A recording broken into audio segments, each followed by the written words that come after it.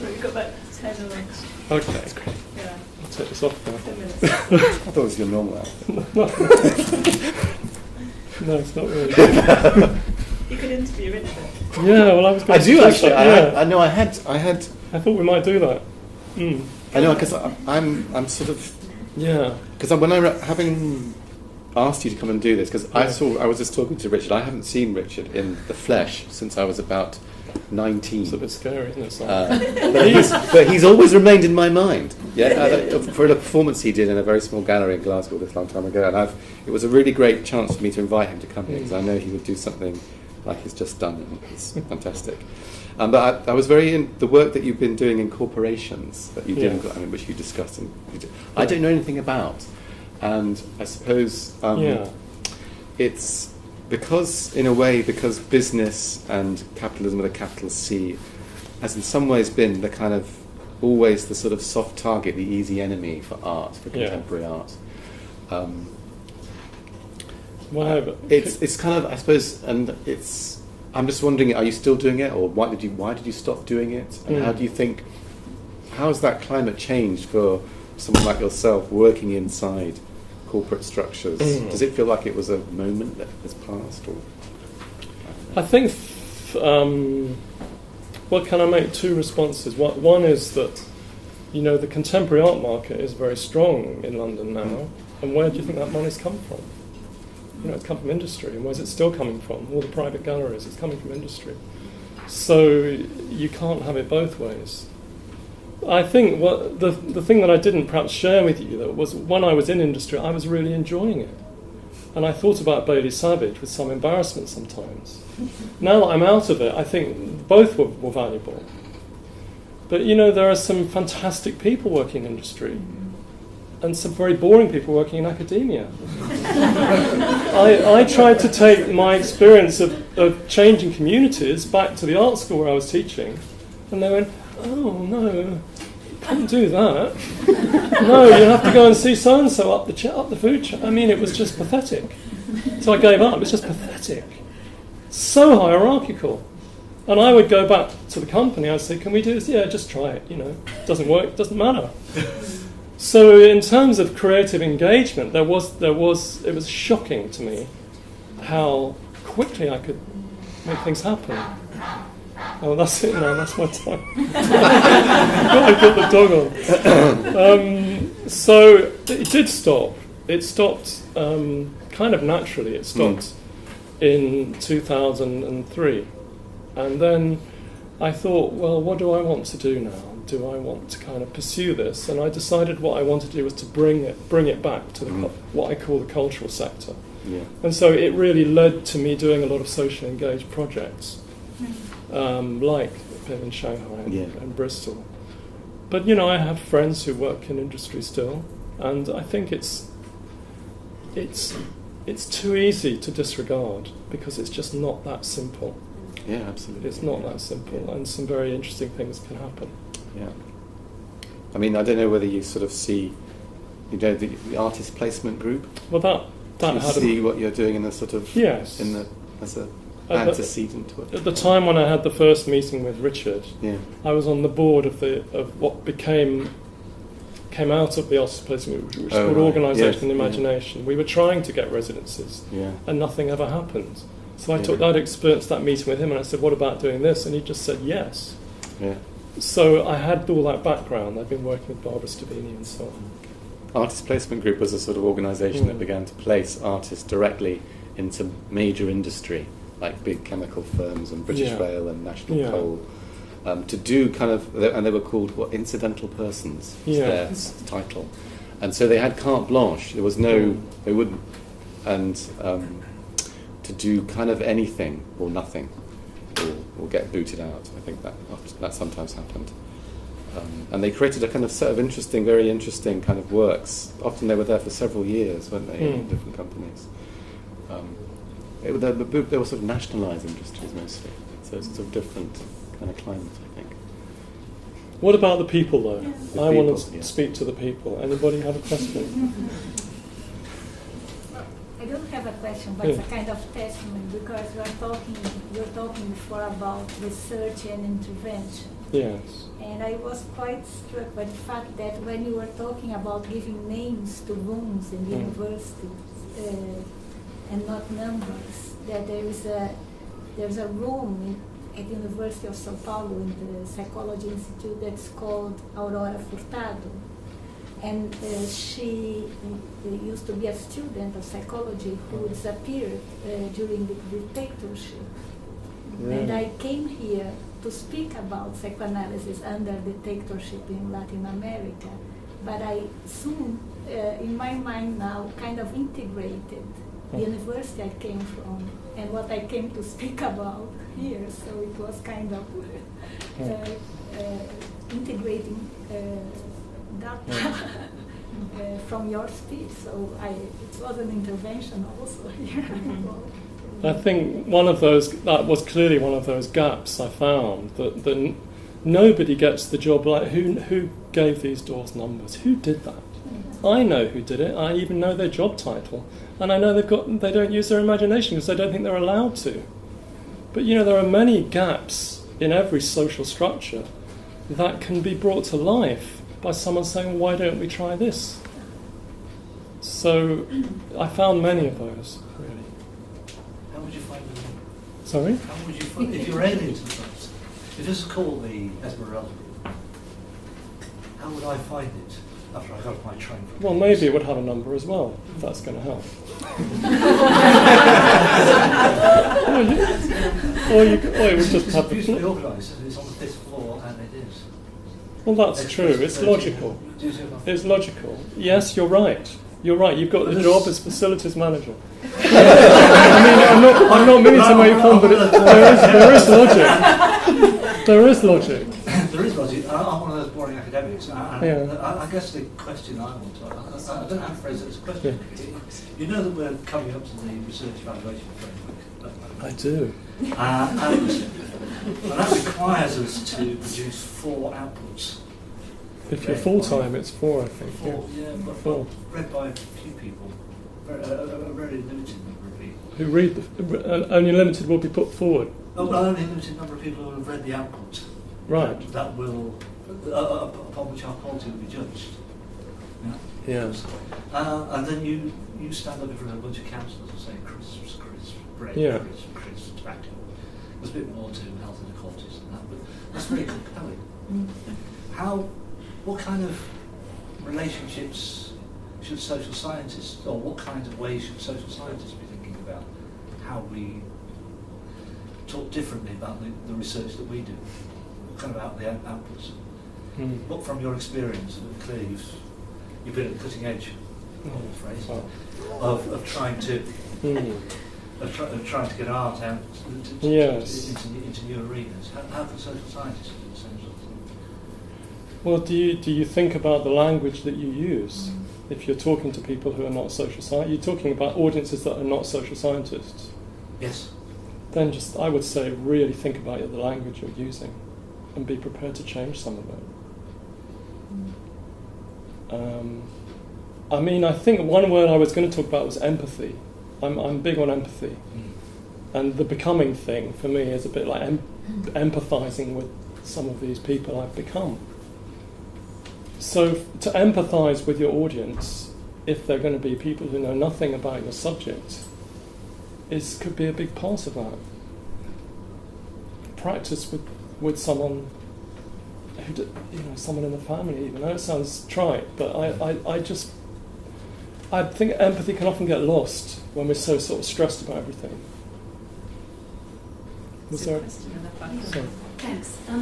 This is a question that comes from your performance and also from discussions we had at this table at lunchtime. This is the nature of the intervention. And so it's a word or a concept or an idea that's been around a lot in the morning's discussions and in yours, and trying to get a handle on whether the intervention you're making is the same intervention university as social scientists, whether they want to label them acting as arts practitioners, make. It seems to me that the do you mean a blurring or something? Well, yeah, and I don't know whether that's negative. I'm just trying to get a handle on the nature of that, and particularly the relation. I'm interested in this, how the relation between the community is maintained, so we don't go artist, community, social scientist, artist, intervention, community, which just seems to completely solidify these relations. Does that make sense? Yeah. Well, I just think it's great that today, this conference is happening, because this just doesn't, in my experience, they just don't come together like this. So there's the opportunity to think about it. Sometimes I genuinely feel that I make a difference, and sometimes I feel that I don't, or that it's a piece of art. But sometimes I don't know. So when I stood still in Shanghai for half an hour, I didn't think it was anything. It was only when I talked about it back here and we looked at the video that it became actually quite interesting in terms of a cultural difference. I mean, this is a very busy thoroughfare, and I know, and also that I would have been stopped in London. I would have been stopped off within seconds, probably. I was just left, which says something about our perceptions of China. So,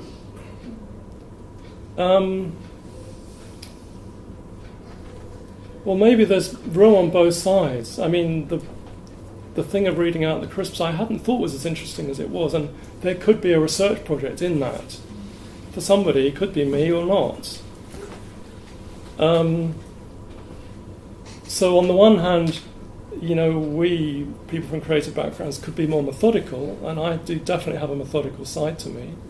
And, social scientists could be draw more into their creativity. I just think there's a dialogue there. Also, thank you. And also, but Simon, when you're talking about the intervention, the art practice interventions to the 70s and the sort of changing artistic and political form of that, whether that's a kind of intervention in the way that we were talking about in the morning. Yeah. Is it the word intervention that's bothering you a bit? I don't think it's bothering me, it's kind of sticking. Sticking. It's in the air. You're trying to make a sort of you want to make a sort of more sort of nuanced set of distinctions between. Well, I don't know whether are we all coming to it in the same with that same understanding of what the intervention is? Who decides on the intervention? Relationship. The intervention is intervening with, on, in a community. It's the intervention and the relation with the community. Could I say something? Because I think it leads to that, because maybe it's approaching it from the other end, because I'm very interested in the idea of what your practice is. And, I'm a sociologist, and we have kind of funny terms like field work, which is when we decide officially we're switched on, the light's on, we are recording. But most of us actually are on all the time, or weirdly on, or we have terms for saying when it's happening. So I was really interested what it's like in terms of you as a practitioner when you're on, or how the layers of you relate to each other. But also it does relate to what Julie was saying, because it's also the idea of when's the intervention, because at some level the intervention is always, isn't it? And if I research, I teach, I disseminate, I do all these different things, and I have an ordinary life too. So where's the intervention? Also, if we're thinking in that way, I think artists who work in this field talk very similarly. But I'm just going to remember my sociology hat and quote Wilmot and Young to you, that I did a project on Canby Island in Essex, which is a very forgotten piece of land that is technically an island, and I was asked to do some research or do some workshops and get the kids involved in the future of the island, do some nice drawings. And I thought, I'll do it, but I'm not going to do that. So I made a film with a mock film crew where we interviewed many people, they wanted young people to be particularly interviewed, and people who'd lived on the island a long time. And what I gradually got was an incredibly strong sense of identity and community on this island, where there were people with grandparents and great-grandparents still alive, and they were all within walking distance. So some of these kids had the most unbelievable extended families that you wouldn't think happened in the UK even. So I made this film, which I've insisted on being a very positive view of this community, with resistance from the local Tory councillors, but I got there in the end. And was then all of a sudden, once it was made, everybody wanted a copy. So DVDs were produced for free by the council. And then I heard nothing about it. I thought, oh well, that was done. And then I just looked online, and it was mentioned that film had helped them raise money for some real infrastructure. It had really had that kind of tangible effect. So if you like, that's maybe quite close to the research that we might be thinking about.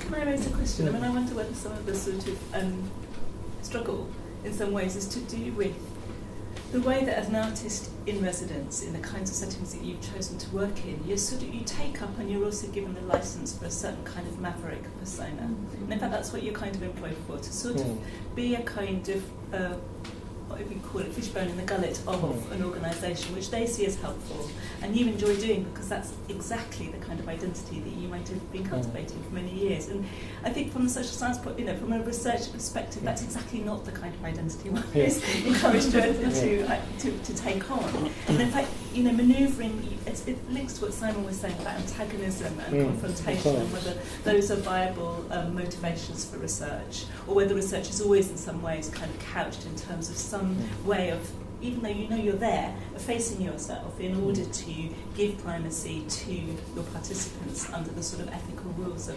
research. And I guess there is a real difference there, I think. I think there is, yeah. Can we have your job? I'm just really, really intrigued and interested in the effect that you have in the room, in here. Like, almost immediately started, and there's a sort of visible. I mean, we've had an amazing day. Don't get this wrong, but there's a sort of a weightiness to the rest of. Well, maybe I'm talking about myself. I must get this right. I must really concentrate because I'll cock it up or show myself up. But there's a sort of woo, this rule book out there, sense of this illicitness that sort of enlightens everyone. Yes. And I think that's so intriguing. And whether we're, it's like sort of, so possibly within this, I don't know, within the sort of corporate context in which you were working, it's like you were giving permission to show there's the normal, but a new normal. This is also normal, but we're not quite sure what that normal is. And it's so delightful. It's sort of just that act of intervention in itself is sort of so sort of psychically liberating. I don't know what it is, but there's a feeling that's generated just by virtue of your illicit behaviour, whatever you want. I think mischief is, people like mischief, really. People like mischief. Within constraints, young people do. They all get it. Yeah, we all get it. Like, I went into a school not so long ago, and I said, "Okay, what have you got in your pockets? Let's see what you've got in your pockets." With the whole assembly, and I picked a few kids out, and they went, "This tiny little thing." I said, "Oh, that's nice," So it was all about exploring small things. That was going to be part of what we were doing, and it turned out they weren't allowed to bring things to school. So all this thing, and there were teachers going, "What are you doing?" But I didn't know that. So what you got in your pockets? But just those sort of slightly mischievous thoughts, maybe. I mean, in the little reading I've done into sort of sociological research of this kind, I have come across kinds of examples where I think, it's very familiar in terms of sort of live art kind of action. I think it's been really so it is in the history. It's definitely there. That kind of insurgent sort of desire and a sort of willingness to take risks in a sort of calculated way, and to kind of play around with issues, being an irritant, as well as being a sort of empathy. I don't know whatever the word, an empathetic kind of presence. Just following up on your comment, one of the differences seems to be that as academics, we're supposed to know the answer. So when you were doing your performance and when you were illustrating the examples through history, there's a sense in which when we label it art, we don't have to say what it means. You know, the audience can decide what it means for them. But as academics, you know, once it becomes academic research, there is more of a sense in which we have to be authoritative. We have to say what it means. We can't. It seems to me quite in the same way. Just put it out there, and what it is and what it means and what it does can be left open. Yes. There is more. It's about these sort of normativities and the orthodoxies that go with what we call research versus what art is, and that actually feels quite constraining, and that's why having today is quite liberating, because it's opening up potentially a different way of us thinking about what we do. But actually, maybe we don't have to always know what it means or what it is or what it does. I think scientists say they don't know what they're doing. They do say that. Well, not all they need the unknown. You kept on saying something happens. Something happened. You said it on all of your projects. You kind of got to the point. You know it worked because something happened. And I thought it was just such a different counter sort of point to the idea of the ref publication. Sort of like, yes, you have an output. You have discovered knowledge, and it is authorised, it's stamped, and you're allowed in. I think the ref has been very tough. Very tough. It still is a tough process for everybody. I don't know if it's been good I for... think they need you with artistic residence. Which will be really good. We're meant to be having a tea break now. That sounds good. But Yeah. the tea hasn't arrived, but maybe have juice and fruit or something. What time is it Comes supposed to in. come? I think 1:15. Oh, okay, well, it will come. But I'd quite like to get on because, in a way, Yeah. we've got a whole other panel and we need some Yeah. time to talk. So if you're all right, there is cake and fruit and plenty to drink, and the tea and coffee will arrive. Yeah. Should we get going? Yeah. Great. Thank you, guys.